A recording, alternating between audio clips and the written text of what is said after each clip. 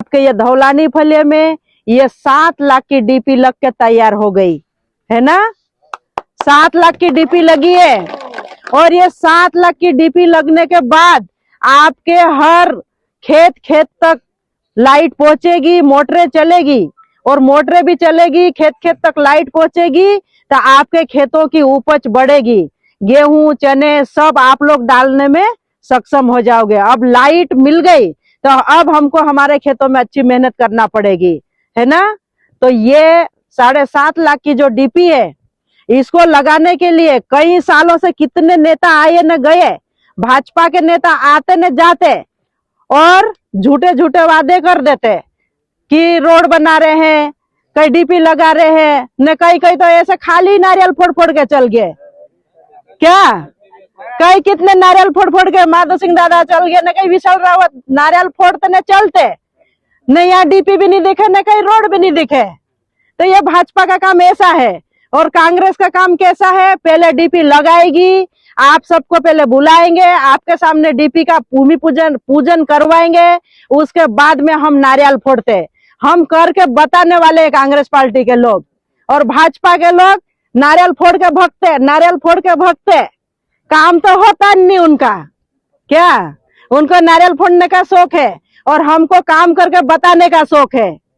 तो ये भाजपा और कांग्रेस में यही अंतर है कि हम वो डीपी लगाई उसका नारियल फोड़ेंगे, हम रोड बनाएंगे तो उसका नारियल फोड़ेंगे, लेकिन भाजपा काम नहीं करेगी, सिर्फ नारियल फोड़ने का काम करती है। तो ये अंतर आपको समझना पड़ेगा। तो अब आप समझ सकते हो ना कि जो हमको काम हमारी जमीन पे दिख रहा, जो दे रहा, हम उसके साथ खड़े रहेंगे। और आपने शुरू से कांग्रेस का साथ दिया है, आगे भी आपके सपोर्ट से कांग्रेस का ही विधायक बनेगा, है ना। ये मैं आपको बोलने आई हूँ। आज सुनो, आज आपके गांव में, शांति से पहले सुन लो, आपके गांव में अभी अरविंद भाई ने बोला है, अरविंद भाई ने बोला है कि 2 फलिया और छूटे हुए हैं, 1 फलिया में रोड का काम करवाना है, 2 फलिया छूटे हुए हैं। तो इसके पहले भी 1 डीपी लगा दी, 1 डीपी और इन्होंने लगवा ली। इसके बाद में जो भी फलिया छूट गए हैं वो भी बहुत जल्दी रोड का भी काम करेंगे और डीपी लगाने का भी काम करूंगी। और 1 रोड भी दिया आप लोगों को लिमड़ी फलिया में, ठीक है। तो 2-2, 3-3 काम हर गांव में बांट रही हूँ। मैं चाहती हूँ कि कोई भी गांव वंचित ना रहे, इसलिए 2-3 काम तो मिल गए हैं। अभी हेडपंप की भी बात चल रही है। हेडपंप में थोड़ी सी दिक्कत ये आ रही कि कलेक्टर मैडम ने एक बात बोली है कि जहां 100 से 80 मकान या 150 मकान होंगे वहां पे हेडपंप खनन किया जाएगा।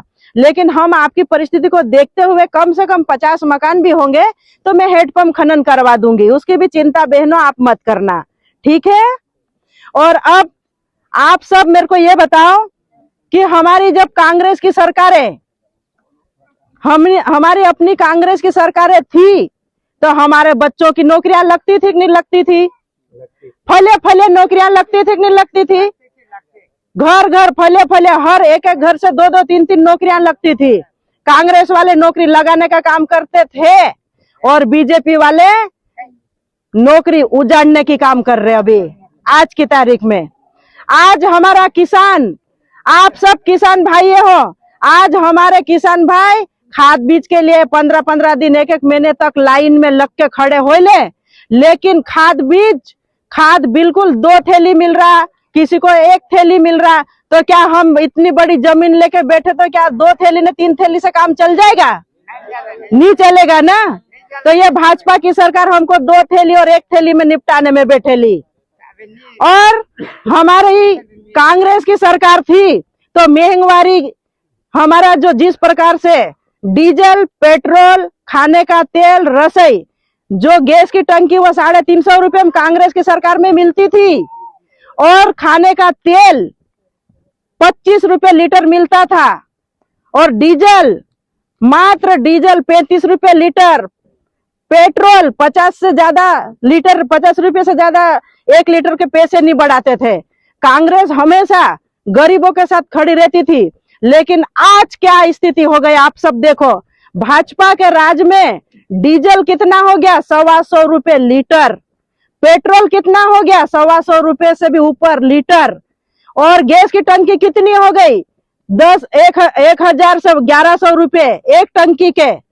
और खाद बीज का भाव और खाद बीज की स्थिति क्या हो गई, हमारे किसानों की कमर तोड़ दी।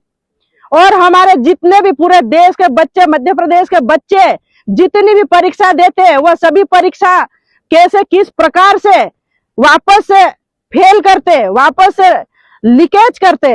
आपने देखा होगा, नीट की परीक्षा हो और दूसरी अन्य परीक्षा, हमारे बच्चे मेहनत करते रात दिन, लेकिन परीक्षा देने के जाते समय परीक्षा का पेपर लीक हो जाता है।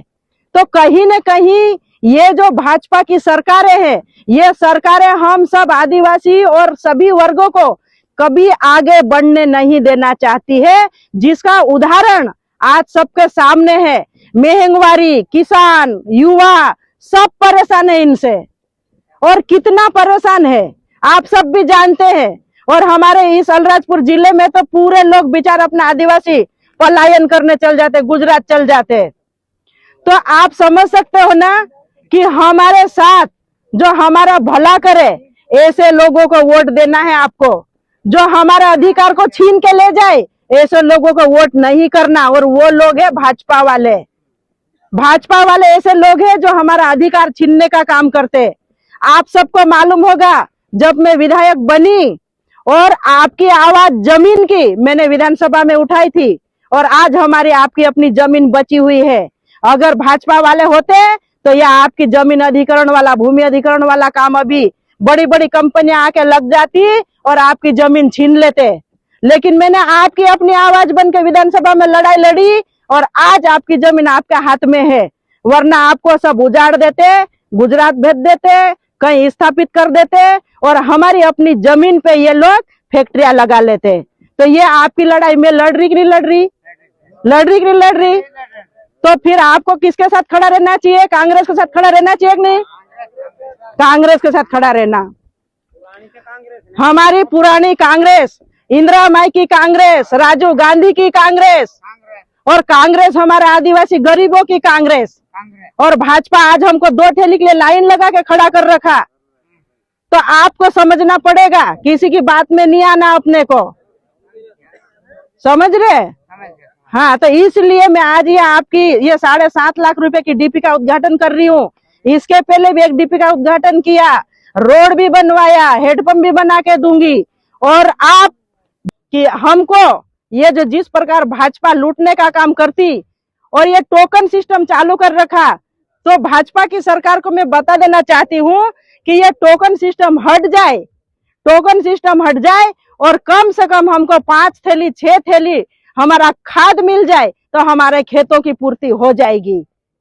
कम से कम 5 से 6 थैली भी खाद बीज हमें मिले तो मैं ये आपकी बात विधानसभा में भी उठाऊंगी, आपकी आवाज बनकर विधानसभा में आपकी हर समस्या का समाधान करूंगी। और आज आपने मुझे यहाँ पे बुलाया, आप सबने बहुत मान सम्मान किया, आप सबको बहुत बहुत धन्यवाद। जय हिंद, जय भारत। चलो वहां पे चलो।